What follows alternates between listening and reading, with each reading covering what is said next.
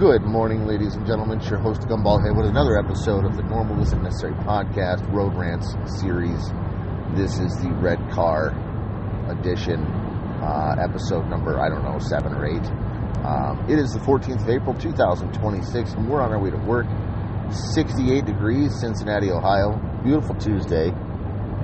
Skies are gray, but there's multiple patches of blue up there. I'm hoping that today is going to be a beautiful day.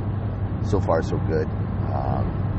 This morning when I woke up, I had said to myself, I really don't want to today. I wasn't feeling it. And I got up, took a shower, brushed my teeth, I got dressed for work, and I put on a bright shirt. Today I'm wearing a teal blue polo, 3-button polo, and I think putting this shirt on actually changed my opinion of the way my day is going to go today. I got in the car, and now we're on our way to work. We're doing something that we love. We're podcasting. We're talking to the masses. Albeit there's no response, sometimes it's better if we speak, especially if we feel unheard. That's one of those reasons why we do the podcast. It's because we are heard by all those that listen to us. So I just wanted to stop in today to remind everybody that even though you feel small, even though you feel little, and you may feel unheard or unrecognized, you are there. You are being observed, you are recognized, you are heard, you are loved, you are understood, you are respected, you are appreciated. That's coming from me. Doesn't matter what anybody else says. Positive affirmations of your life once per day, with the occasional, interruptions. Man, it's better to hear one good thing and 10 negative things than it is to hear 10 negative things and 0 good things throughout the day. And that one good thing can change somebody's look and change somebody's thought about the way life is. And we often forget that. Sometimes we forget to say nice things. Sometimes we forget to change our thought process because of the way our lives are. And I know lately my demeanor at work has kind of chilled out. I'm not the super bright, happy, poppy guy I was when I first started. And we're going to get back to that. There's no reason for that.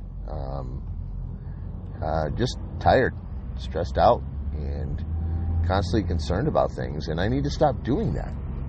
And when I talk these things through on the podcast, sometimes it feels better. This is my own individualized form of therapy. It allows me to get things off my chest. And if I say something wrong, I get feedback from a lot of people.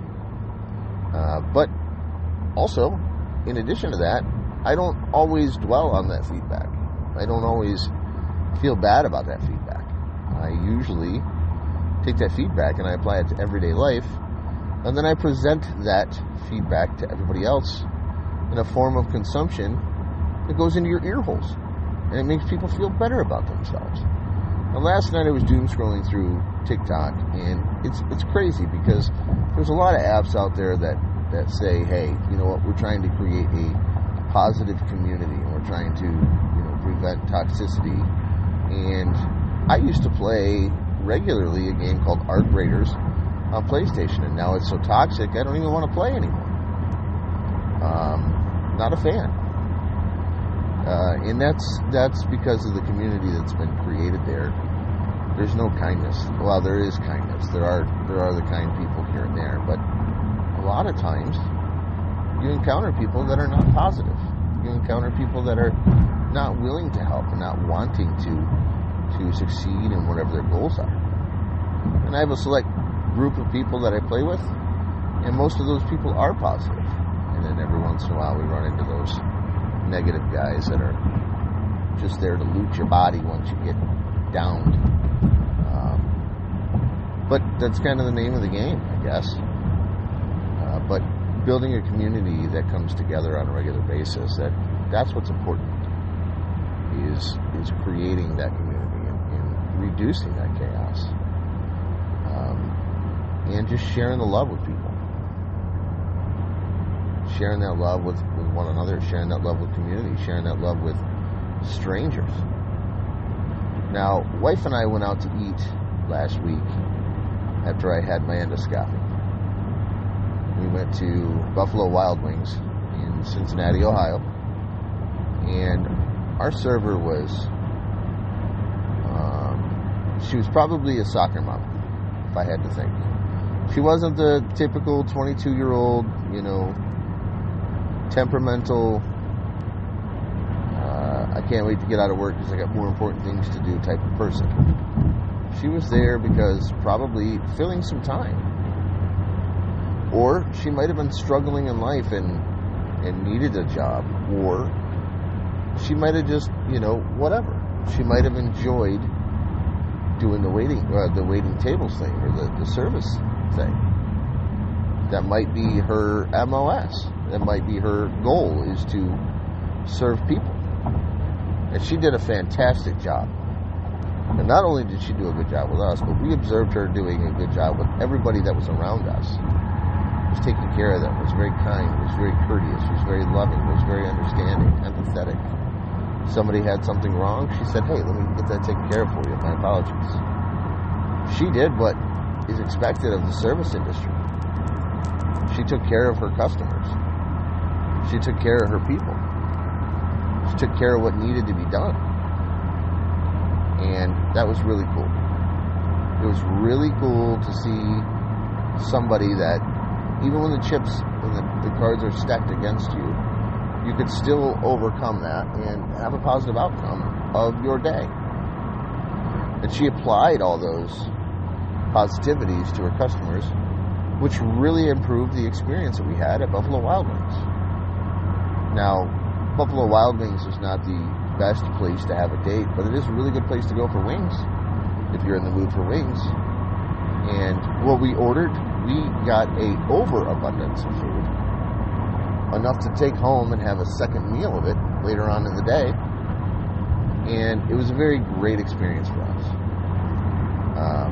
Now, I'm not advocating for anybody to go and have, go out to eat and spend all your money or whatever. What I am doing, though, is saying, hey, you know what? If you want a good experience, check out Buffalo Wild Wings in Cincinnati. That's what influencers do, right? They talk about their good experiences, and they talk about their bad experiences, and they influence and encourage people to go to do these things, to enjoy these things, to embrace these things. And that's what I try to do with people's mental health, is to help you to understand that sometimes we do lose track of that. Yes, you know what? We have a house full of kids, and our nights end with, giggles and a little bit of tears and accidentally going to the bathroom in our diaper before we go to bed, but those are the things of joy in life. Those are the things that we have grown to embrace and that we've grown to love, because it comes from a loving standpoint. But being yelled at on the phone by somebody or being yelled at by somebody in person that you don't even know, those are those things that hurt our day-to-day. And my wife knows when I had a bad day because I'm very quiet, very solemn when I get home from work. And she'll be like, how was your day? And I'll be like, it was okay. And that's it. And I know that she enjoys having that adult conversation. Sometimes I just don't want to talk. And that's okay too. But that communication needs to happen. And I'm not working through anything here.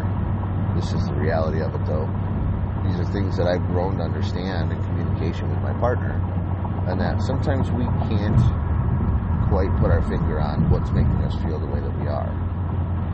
She had asked me Saturday night when she had returned home from door dashing why I was so chipper. And I said, hey, you know what? I was on the right side of my serotonin today. I was.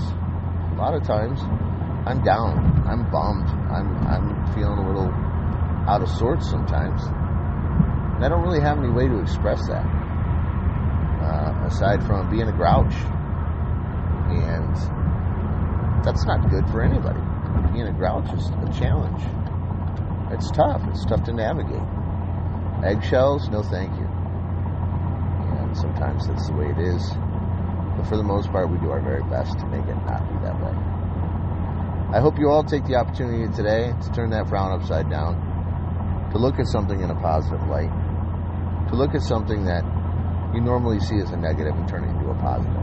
I'm doing that as I arrive at my workplace today. Got some emails, which is great because there's communication. Am I happy about the content of the emails? No. Is it something I can control? Absolutely. We can only control what we can control. We can only handle what we can handle. We can only change what we have the power to change. And we also have to have the ability to understand that there are some things in this world that we cannot change. Until our paths cross, stay strong, stay focused, stay sober. Much love. We'll see you guys soon.